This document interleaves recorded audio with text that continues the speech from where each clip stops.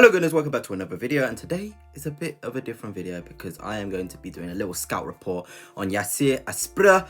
Currently plays for Watford, and Arsenal are reportedly interested in him as a potential Saka backup, so quite interesting news there. But before I begin, as always, please make sure you've liked the video. It really helps me out, and press that subscribe button if you are new here, and turn on those notifications as well. It really does help me out. So without further ado, let's get on to the video. Yaser Asprilla looks like a really good footballer. He's pretty young, he's 20 years old, so he's still got a lot to grow and a lot to learn in the world of football. He has been called up to the Copa America with Colombia, so you can tell that there's a lot of respect for him in his nation. To be called up at just 20 years old to your national team is quite a big thing.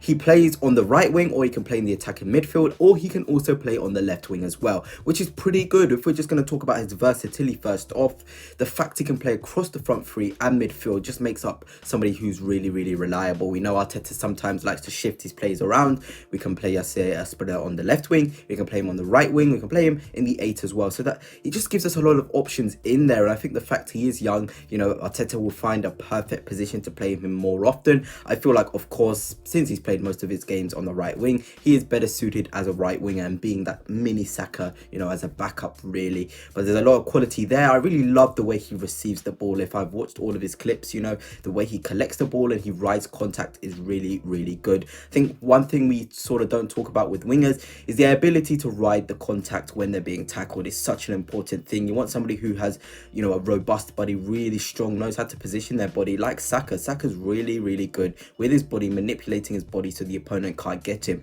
And I think Yaser Asprilla already has that at 20 years old. He's able to, you know, get rid of the contact. He played in a really physical Championship league in a team which didn't do quite well last season. So the fact that he's really strong and riding really awful tackles that you see in the Championship just goes to show that he'll be able to fit into the physical league that the Premier League is. He also does have a left foot. He's left-footed, I must add that. So he loves to cut inside and, you know, whip the ball into the top left corner, like we've seen Saka do, especially like Saka has done for England. And he just has the raw abilities, really quick as well, which is always really important. And he loves to take the ball, you know, in those tight spaces too. So if you want to have him in those wide areas where there's multiple players on him, he has the ability to get out of those little places as well. In the midfield area, if he receives the ball into midfield, he's able to drive really well with the ball. I think one of the best things about Saka is he can receive the ball from any part of the pitch. If you ask Saka to receive it inside the pitch, he can do that. And that's a little bit the same with Yaser Asprilla. Of course, he's not on the ability of Bukayo Saka, but it's the little things when you're looking at these players, you know. You want to see if you can do the small things really well. Can you receive the ball in really tight places? Can you manipulate the ball? Can you use your body? And Yaser Asprilla can do that to such a high level. In terms of his statistics, I think this was quite important. He played 44 odd games for Watford in the Championship, and he got 6 assists, 6 goals and 7 assists. So pretty decent stats, 13 goals and assists combined. Of course, I feel like when we're looking at these players, output isn't, you know, the sort of thing that we should directly mark them on. If you remember, you know, Michael Elise, a player who came from the Championship, didn't have staggering Championship stats. He was still very good for QPR there, but he didn't have things that, you know, could stand out for you. Not QPR, sorry, Reading. But, you know, we've seen him translate into the Premier League. And I feel like the Championship is a really nice league to be shopping players in. You know, you're starting to see a lot of Championships players come up to the Premier League and perform really well. And I think Yaser Asprilla is in the mold of Elise as well. Look at the way he has the ball in the clips next to me.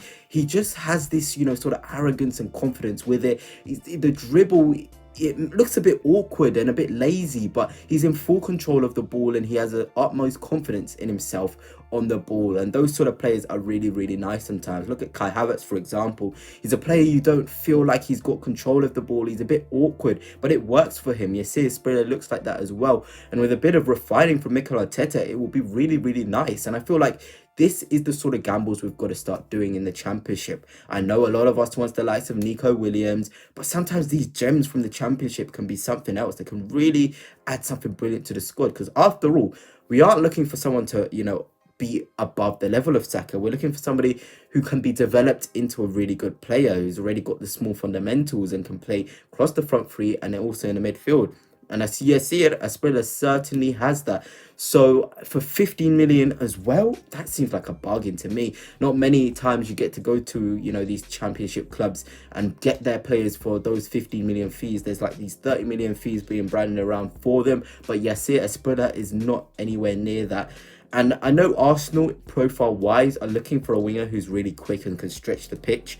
Yaser Asprilla can certainly do that. He's not just a ball-to-feet winger. He can also spin in behind and get in behind defences, offering something that Saka doesn't have, which is also really nice. You know, some games Saka's profile may not be suited. You know, Saka, we're not saying he's on the level of Messi, but most games suit the player Bukayo Saka is. But some games you need players who can run in behind, stretch the pitch.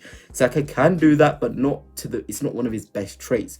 As with Yaser Asprilla, he's really good at that, you know, running across, you know, getting in behind, stretching the pitch. It's one of his best, you know, attributes. So I'm sure Mikel Arteta is thinking about that when he's looking at Yaser Asprilla for sure. In terms of Martinelli, of course, he is a player who can certainly receive the ball to feet and also spinning behind. I thought it was quite disappointing last season with Martinelli that he didn't do it more, you know, spinning in behind, going in behind. We know Martinelli is absolutely at his best when he's running in behind with green grass ahead, but he didn't do that. So Yaser Asprilla also offers that as well. So maybe if Martinelli again is in a little bit of a slump, you've got Yaser Asprilla, you can play him on the left wing as well. He's equally effective, and I feel like his weak foot is really good as well. You know, I think we often disregard the quality of having a good weak foot. Look at Leandro Trossard, for example. He's got a fantastic weak foot on him, and you can see the sort of quality and the weapon it gives you. You can go left or right. It's just a shame that Leandro Trossard isn't blessed with a lot of straight line speed, because he would be one hell of a player, you know, if he had that speed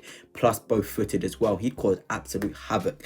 So maybe Yaser Asprilla is, you know, that Trossard, you know, not replacement, but somebody that you can see as a left or right, going onto their left foot, going onto their right foot, and having that ability and pace to spin in behind as well that you very much need in the Premier League. But yeah, I just thought Yaser Asprilla is really exciting. There's been nice reports coming out that we are monitoring him. I have put, you know, I will put the article where it's from. Here it is.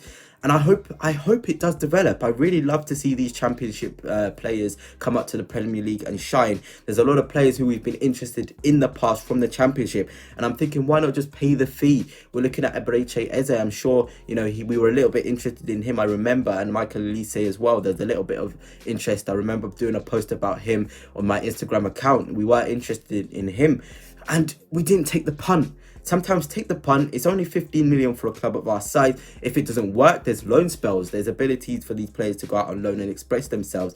He's 20 years old. He's still so young. There's so much to work with, so much raw attributes. And I think one of Mikel Arteta's best things is his way he can develop wingers. Wingers is his best thing to do. We've seen it with Sane. We've seen it with Sterling. We've seen it with Saka. We've seen it with Martinelli as well. We've seen it with even Leandro Trossard at 28.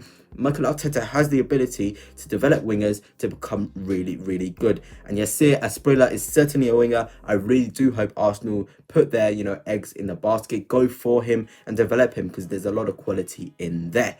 Anyways, that's it for now. Hope you have enjoyed this video. Tell me your thoughts on Yaser Asprilla. Do you think he's the sort of player we need? I know we always go for these Nico Williams, but maybe something different from the championship may be the way forward. So until next time, Gunners, peace.